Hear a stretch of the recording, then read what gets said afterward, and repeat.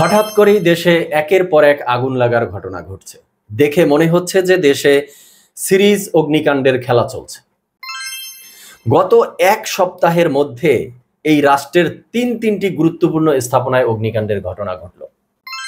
অপরদিকে রাজনৈতিক দলগুলো তাদের যে সেই চিরাচরিত প্রথা, ব্লেম গেম, দোষ চাপানোর রাজনীতি, দোষ চাপানোর খেলা, সেটি তারা শুরু করে দিয়েছে। দর্শক শ্রোতা, শুরুতেই আমি বলেছি যে এই অগ্নিকাণ্ডের ঘটনা সিরিজ অগ্নিকাণ্ড কিনা। কেন বলছি? দেখুন, গত এক সপ্তাহের ঘটনা যদি আমরা একটু মেমোরাইজ করার চেষ্টা করি।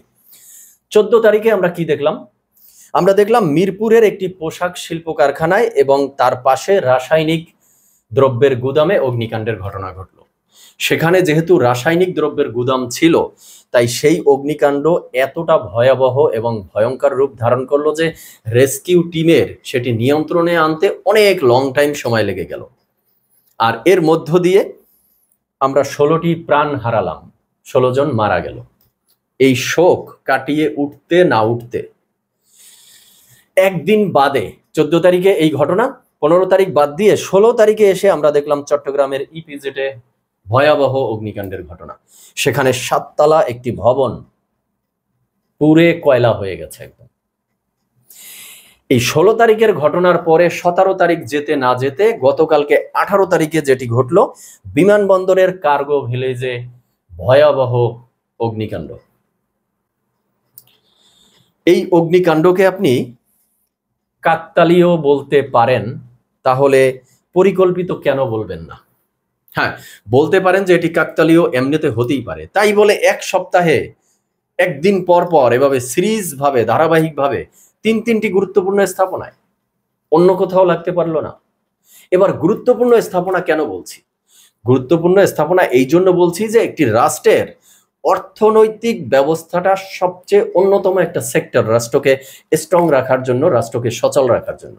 তো এই যে 3টা স্থাপনায় অগ্নিকাণ্ড ঘটলো, পোশাক শিল্প কারখানা, এটি আমাদের অর্থনৈতিক খাতের অন্যতম একটা সেক্টর, আমাদের শক্তি। ইপিজেড, এটিও অর্থনৈতিক খাতের সাথে জড়িত অন্যতম শক্তি। আর বিমানবন্দরের কার্গো হাউস, এটি কি? এই কার্গো হাউসে কি থাকে? যত হাজার হাজার কোটি টাকার দ্রব্য বাই এয়ারে আমদানি করে নিয়ে আসা হয়, সেটি শুরুতে এই কার্গো হাউসে থাকে। সাধারণত শিপমেন্টগুলো হয়ে থাকে পানিপথে, জাহাজের মাধ্যমে। বাট যেই প্রোডাক্টগুলো, যেই জিনিস বা যেই দ্রব্যগুলো খুব ইমার্জেন্সি দেশে দরকার, যেগুলো খুব সেন্সিটিভ, খুবই গুরুত্বপূর্ণ, সেই প্রোডাক্টগুলো, সেই দ্রব্যগুলোকে শিপমেন্ট নদীপথে না করে বাই এয়ারে নিয়ে আসা হয়। তো সেই হাজার হাজার কোটি টাকার আমদানি দ্রব্য যেখানে থাকে, সেখানে অগ্নিকাণ্ডের ঘটনা ঘটে গেল। সেটি তো অর্থনীতির অন্যতম একটা বড় সেক্টর। তাহলে এই তিনটি এক সপ্তাহের মধ্যে অগ্নিকাণ্ডের ঘটনা, তিনটিই এই দেশের অর্থনীতির সাথে জড়িত। এবার এই দেশের অর্থনীতির বর্তমান পরিস্থিতি কি, চলুন একটা রিপোর্ট আমরা একটু দেখে আসি। ডক্টর ইউনূসের এই 1 বছরে আমাদের দেশের শিল্প কারখানা 185টি বন্ধ হয়ে গেছে। হ্যাঁ, গার্মেন্টস ইন্ডাস্ট্রি আমাদের দেশে 185টি বন্ধ হয়ে গেছে এই 1 বছরে। রপ্তানি আয় কমে গেছে আমাদের 6 থেকে 7% মতো, এই 1 বছরের ঘটনা। ব্যাংকের দিকে তাকান, ব্যাংকগুলো দেউলিয়ত্বের অবস্থায় চলে গেছে আমাদের দেশের। এই অন্তর্বর্তীকালীন সরকার এসে অতিরিক্ত টাকা ছাপিয়ে অনেকগুলো ব্যাংককে বাঁচানোর চেষ্টা করেছিল না? যদিও সেই ব্যাংকগুলোর দেউলিয়ত্বের অবস্থা সেই আগের যে প্রধানমন্ত্রী বা আগের সরকার, শেখ হাসিনার আওয়ামী লীগ সরকার, তাদের অবস্থায় ওই ব্যাংকগুলো একদম নাজেহাল ছিল। তো অন্তর্বর্তীকালীন সরকার এসে অতিরিক্ত টাকা ছাপিয়ে মার্কেটে ছেড়ে সেই ব্যাংকগুলোকে স্টেবল করার চেষ্টা করলো। বাট এখন 1 বছরের মাথায় এসে আবারও অনেকগুলো ব্যাংক একদম যায় অবস্থা, ব্যাংকগুলো বন্ধ করে দেওয়ার মতো অবস্থা।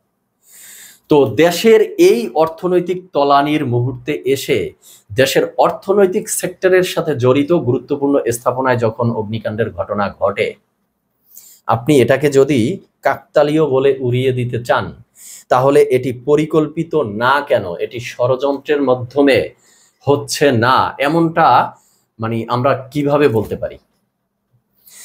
হ্যাঁ, বলতে পারেন যে কাকতালীয় ভাবে কি অগ্নিকাণ্ড ঘটতে পারে না? ঘটতে পারে।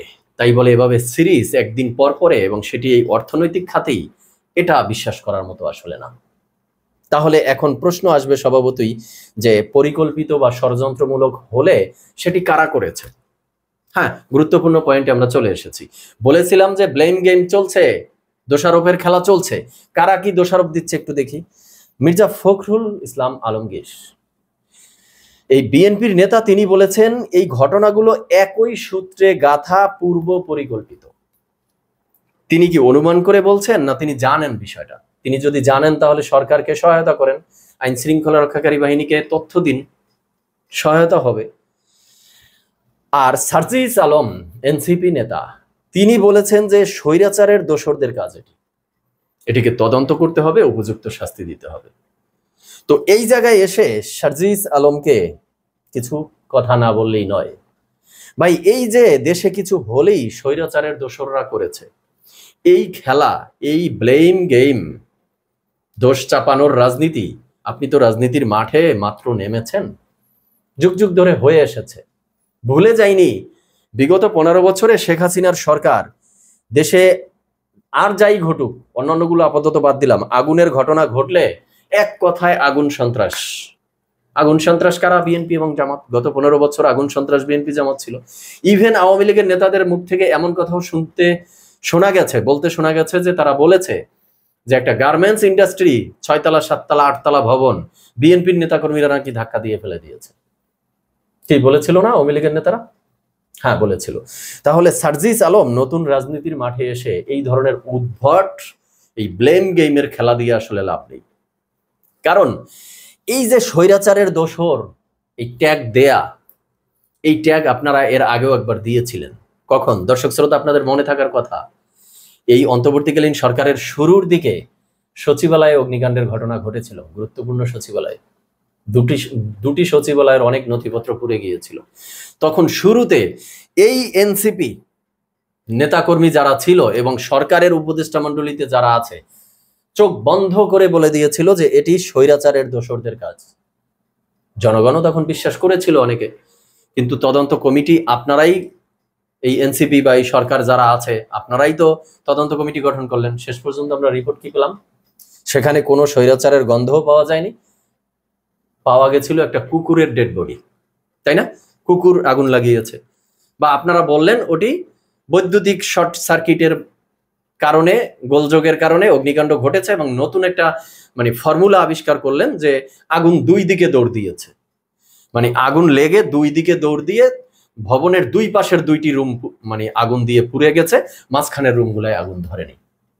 তাহলে এই যে কিছু হলেই যে স্বৈরাচারের দোসর বলে ট্যাগ দিচ্ছেন, তো এই খেলায় তো আপনারা আগেই হেরে গেছেন রে ভাই। আপনারা তো এর আগে ট্যাগ দিয়েছিলেন, সেটি তো সাকসেস হয়নি। পরবর্তীতে স্বৈরাচারের কোনো গন্ধই সেখানে পাওয়া যায়নি।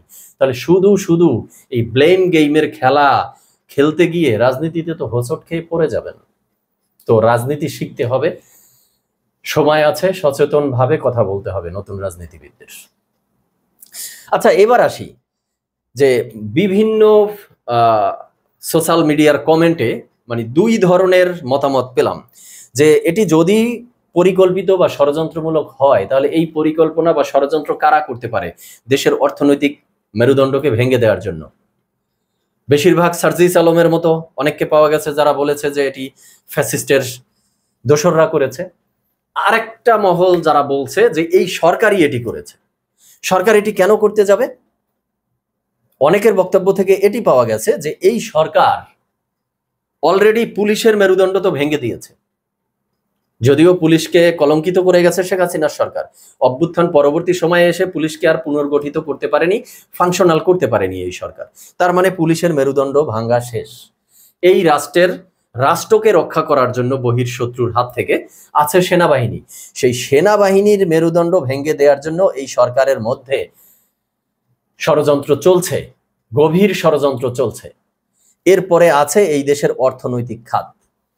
এই ফিনান্সিয়াল সেক্টরের মেরুদণ্ডটা যদি ভেঙে দেয়া যায়, তাহলে এই সরকারের সহজ হবে লোন নেওয়ার আশায় বা বহির্রাষ্ট্র থেকে সাহায্যের আশায় এই দেশের বিভিন্ন জিনিস অন্য রাষ্ট্রের হাতে তুলে দেয়া। এটি সহজ হবে। যদিও থিঙ্কিংটা অনেক গভীর, সাধারণত কারো মাথায় আসবে না, সবাই মনে করবে যে ফ্যাসিস্টের দোসররা এই দেশের অর্থনৈতিক মেরুদণ্ড ভেঙে দিতে চাচ্ছে, যাতে করে তারা এখানে একটা পাল্টা অভ্যুত্থান ঘটিয়ে আবার ফিরে আসতে পারে। বাট গভীর থিঙ্কিং এটাও কিন্তু হয় যে এই সরকারই আসলে, পুলিশ সেক্টর তো শেষ, সেনাবাহিনীর সেক্টরকে মাত্র ধরেছে, এটার মেরুদণ্ড ভেঙে দিতে চাচ্ছে।